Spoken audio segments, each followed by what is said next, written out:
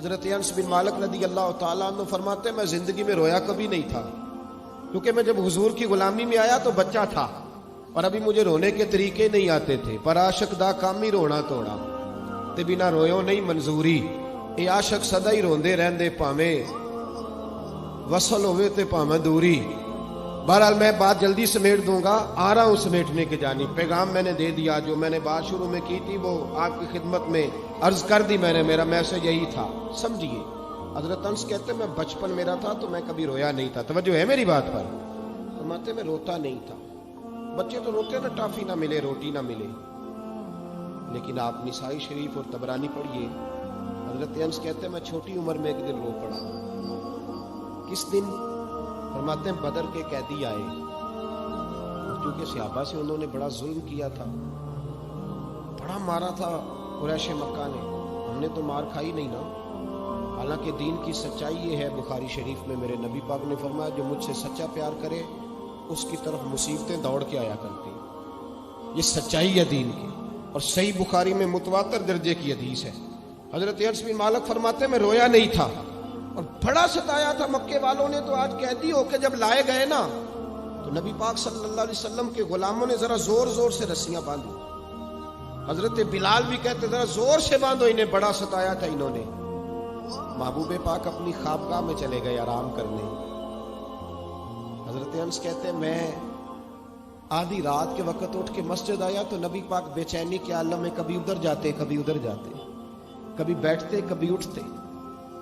تو میں نے آگے بڑھ کے کہا یا رسول اللہ، آقا کوئی طبیعت مبارک میں تکلیف تو نہیں، پریشانی تو نہیں؟ فرماتے میں نے سوال کیا تو حضور کی آنکھوں میں آنسو آ گئے۔ نبی پاک روئے، فرمایا انس یار تم نے ان کافروں کی رسیاں کس کے باندھ دی ہیں، یہ ہائے ہائے کرتے ہیں تو مجھے نیند نہیں آتی، بلاؤ ابو بکر صدیق کو، فاروق اعظم کو، مولا علی کو، ان کو بلاؤ، ان سے کہو ان کی رسیاں ذرا ڈھیلی کر دیں، یہ ڈھب سے سو جائیں گے تو میں بھی سو جاؤں گا، بلاؤ۔ حضرت انس کہتے ہیں میں کبھی نہیں رویا تھا، اور مصطفیٰ کا جملہ سنا تو بچپن میں میرے آنسو نکل گئے۔ حضور اتنا احساس، اور ان لوگوں کا جنہوں نے اتنا ظلم کیا ہے، احساس ختم ہوتا جا رہا ہے، معاشرہ دکھوں کا شکار ہے، آزمائشیں اتنی زیادہ ہیں۔ اصل میں ہم جو لوگ ہیں نا تھوڑے گاڑیوں میں گھومنے والے، ہمیں یہ احساس نہیں رہا کہ آج بھی کچھ اماں ایسی ہیں، آج بھی کچھ مائیں ایسی ہیں جن کے بیٹے منت کرتے ہیں کہ یار یہ موبائل میرا 3000 کا ہے پر چلو 3500 کا لے لو، میری اماں کی دعائی آنے والی ہے۔ ابھی بھی یہ رنگ ہے، چونکہ مجھے نہیں نا پتا، میں کار میں گھومتا ہوں، مجھے کیا پتا کہ ساروکی سے گجرا والا کا کرایہ کتنا ہے، اور مجھے کیا پتا کہ اگر کسی نے جانا ہو گجرات تو بسیں کتنی بدلنی پڑتی ہیں۔ یہ احساس تو اسے ہوگا جو جائے گا، احساس زندگی میں پیدا کرے۔ یہ احساس ہمیں ہمارے رسول نے عطا فرمایا، یہ احساس کی دولت نبی پاک نے ہمیں دی ہے۔ حضرت ام ہانی رضی اللہ تعالیٰ عنہ مولا علی شیر خدا کی ہمشیرہ ہے، آپ فرماتی ہیں جس دن مکہ فتح ہوا تو میں اپنے بچوں کو لے کے گھر میں بیٹھ گئی، تو میں اپنے بچوں کو نبی پاک کے بچپن کی باتیں سنانے لگی، چونکہ جناب ابو طالب کے گھر میں پرورش پائی تھی۔ حضرت ام ہانی کہتی میں اپنے بچوں کو بتا رہی تھی، میں کہہ رہی تھی میرا بھائی بچپن میں ہی بڑا عظیم تھا، میرے بھائی کی چھوٹے ہوتے بھی عادتیں بڑی اعلیٰ تھی، میں بتا رہی تھی۔ تو میرے ایک بچے نے مجھ سے پوچھا کہ امی ماموں ہمارے گھر بھی آئیں گے، ماموں آئیں گے؟ جناب ام ہانی کہتی میں غریب نہیں تھی، خامن میرا ویسے چھوڑ کے چلا گیا کلمہ پڑھنے کی وجہ سے، تو میں نے اپنے بچوں کی طرف دیکھا تو میں اب دل میں خیال تھا نا، دل میں خیال تھا کہ اب تو میرے محبوب مکے کے فاتح بن کے آئے ہیں تو کسی بڑی حویلی میں بیٹھیں گے، اب تو دائیں بائیں آگے پیچھے لائنیں ہوں گی تو بڑی جگہ چاہیے نا، بڑی جگہ آج نبی پاک صلی اللہ علیہ وسلم کا دربار سجے گا۔ جناب ام ہانی رضی اللہ تعالیٰ عنہ فرماتی ہیں میرے بچوں نے پوچھا تو میں رو پڑی، میں نے کہا آئیں گے تمہارے ماموں، کیوں نہیں آنا، میرے بھائی ہیں، آئیں گے ضرور آئیں گے، ذرا کام نمٹا لیں۔ اور فرماتی ہیں ساتھ ہی آنسو تھے کہ بڑا سارا گھر ہو تو حضور آئیں، سارا مکہ آج غلام بن گیا ہے، 10,000 کا لشکر مدینے سے آیا ہے، میرا چھوٹا سا گھر ہے، کہاں بٹھاؤں گی؟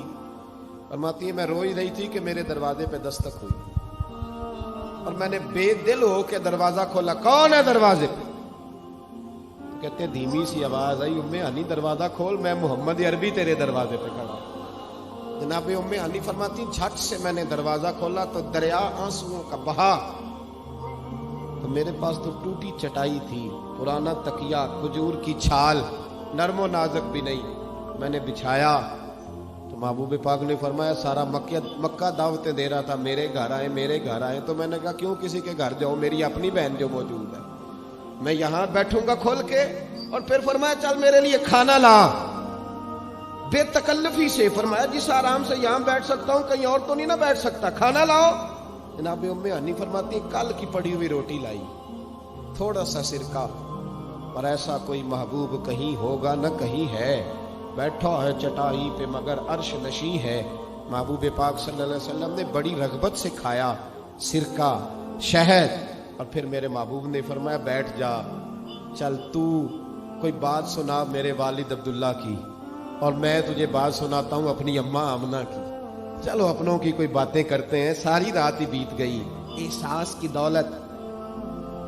भाई गुजर जाता है बहन के मोहल्ले से, पर 10 मिनट टाइम नहीं कि चलो बेचारी से मिल लूं। मैं अक्सर कहता हूं मेरे जैसे पीर को कड़कता नोट 5000 का दो ना, पीर साहब दुआ करना, उन्हें दुआ रट्टी पक्की हो, अल्लाह भला करे अल्लाह खैर करे, सारे लिए कोई है इल्ला माशाअल्लाह। और बहन को कभी पुराना जोड़ा भी दे आओ ना उठा के पुराना, तो वो सारी रात आंसुओं से दुआ मांगती रहती है, या अल्लाह मेरे भाई की खैर कर, या अल्लाह मेरे भाई की खैर। ये एहसास रिश्तों का, ताल्लुकात का, ये मेरे नबी पाक की सीरत है।